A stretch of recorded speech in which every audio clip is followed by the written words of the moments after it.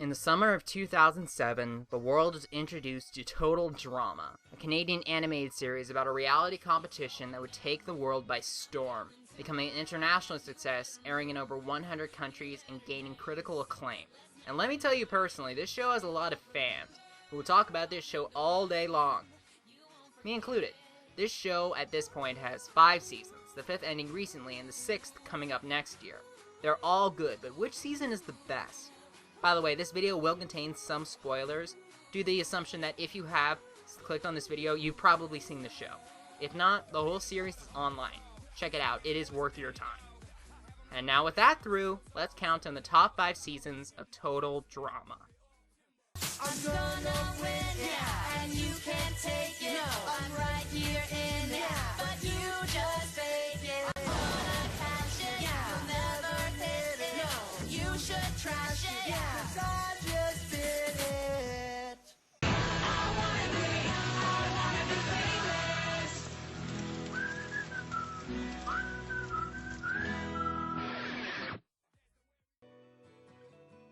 Part of the reason why fans aren't very fond of this season is probably because of how high the expectations were, considering how good Season 3 was. But even without the expectations, Revenge of the Island is a little weak. I heard that starting Season 4 there's a new set of writers, and I wouldn't be surprised if that was true. There isn't a huge difference, but it does feel a little different. This season introduced a new cast, but that isn't really the problem. In fact, I thought the new cast was fine. We had an interesting psychological study with Mike, who has multiple personality disorder, and we also got Dawn, who is absolutely awesome. The problem with this season is twofold. First is that the interactions among the characters is pretty repetitive. In almost any given episode, Mike's embarrassed by his multiple personalities, Scott throws the challenge for his team, Joe acts cutthroat and domineering, and there are shticks all the characters have. It's not bad, but it's stagnant. The second problem is that they get rid of the main character right in the middle of the season. Spoilers, it's Mike. Without him, we lose 2 of the best parts of the season, Mike, and the romance between Mike and Zoe. For me at least, when the finale came around, there wasn't anybody left that I cared about at all. That doesn't mean the season is all bad. While formulaic, the interactions among the characters are entertaining, and the core of Total Drama has always been how the characters work off of each other. It is by far the craziest and most exaggerated season, but whether you like that or not is just a matter of taste. It's okay, but Total Drama has proven that it can be much more than okay. I'm gonna win, yeah, and you can't take it. No, I'm right here in it, yeah, but you just fake it. I wanna be famous.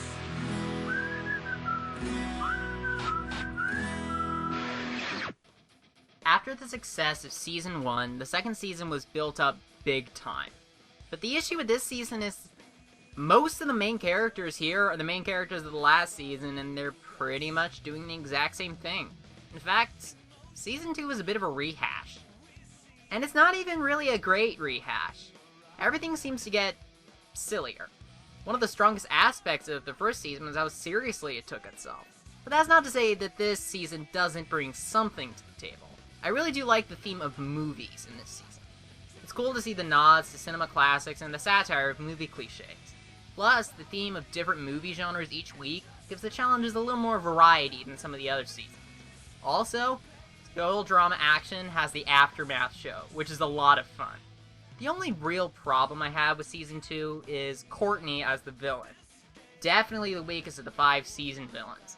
Heather, Alejandro, Scott, and Mal were all just as unpleasant and mean as Courtney. But they were interesting, likable, or at the very least got a laugh out of me now and then.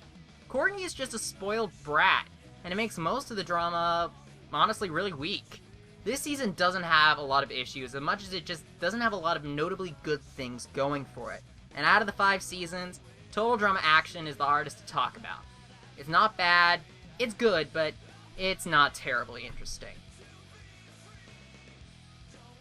I'm gonna win, yeah, and you can't take it. No, I'm right here in it, yeah, but you just fake it.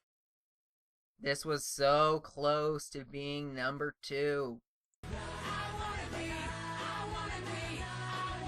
famous. This season had members of both the old and new cast and combined them, and the way they work off each other is great. This is probably the funniest season, with the only joke so far to make me laugh out loud. Last time I make that mistake. You know how to stop making mistakes? Teach me! This season fixes a lot of the problems of Season 4, and also introduced the best villain so far, Mal.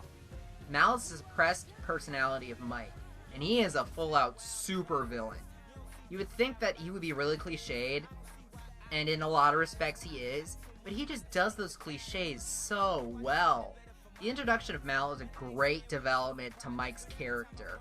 The fourth season was mainly about how embarrassing multiple personality disorder is. But it's so cooler to go into how dangerous it can be. It's a really cool psychological study. But this season has a lot of other good things going for it. Mainly how the characters react. There are new friendships, new rivalries, and best of all, there are new developments in the characters instead of just the show rehashing their storylines.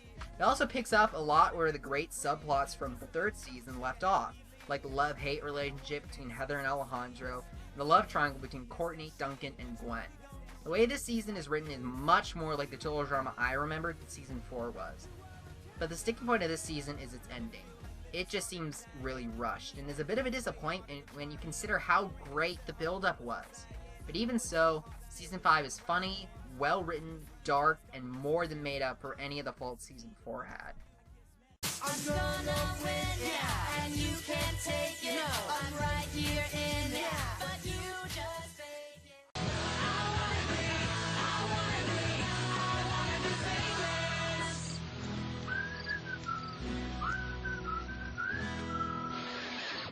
This was originally going to be at number 3, but after watching it again, it's a lot better than I remembered. This season has the distinction of the actual competition mattering the least. Often the challenge has no real connection to the main plot of the episode. The brutality and sadism of the game is entertaining when done right, but it's nice to go back to the season where it was more about the interactions of the characters. The friendships, the romances, and everyone's favorite, the rivalries. With a few exceptions, the best relationship subplots were in Season 1. The season's villain is Heather. Not a super villain, but still wildly entertaining and despicable. Her backstabbing also led to an elimination that is still yet to be topped. Lindsay's elimination.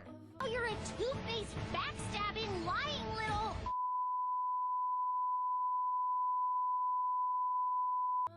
But anyway, back to the characters. This really does just seem like a bunch of teenagers, all the good and bad parts of being young out on display. In a lot of respects, this is closer to reality than a lot of actual reality TV.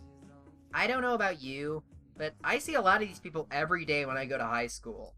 Season 1 has one of the best casts, great drama, and awesome writing. The original's great, but there is still one better, and you all know what it is at this point. I'm gonna win, yeah, and you can't take it. No, I'm right here in it, but you just fake it. Total Drama, the musical.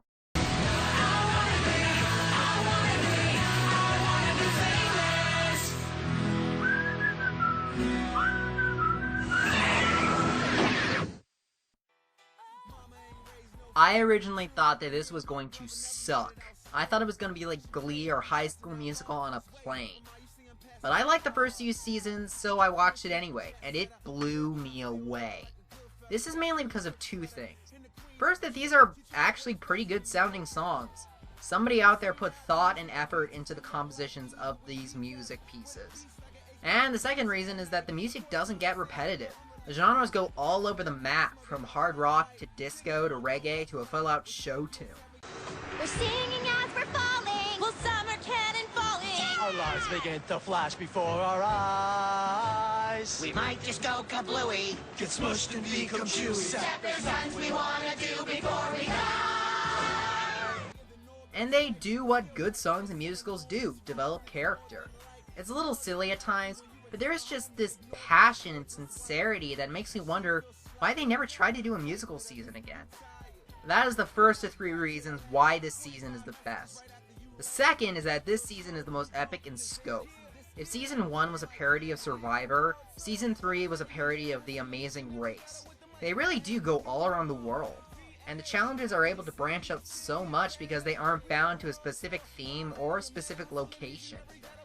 The third, and probably most important reason, is that it has the subplot between Heather and Alejandro.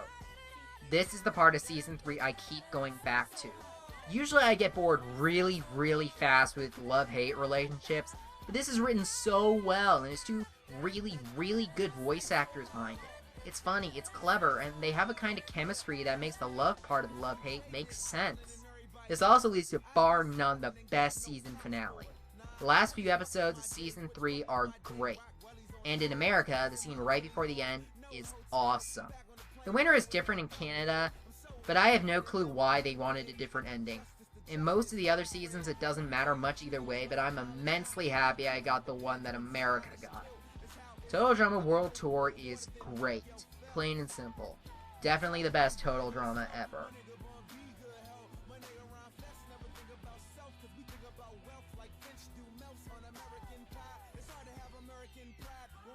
Money's made out of them lines. The other half is out of them lines. The one to make a nigga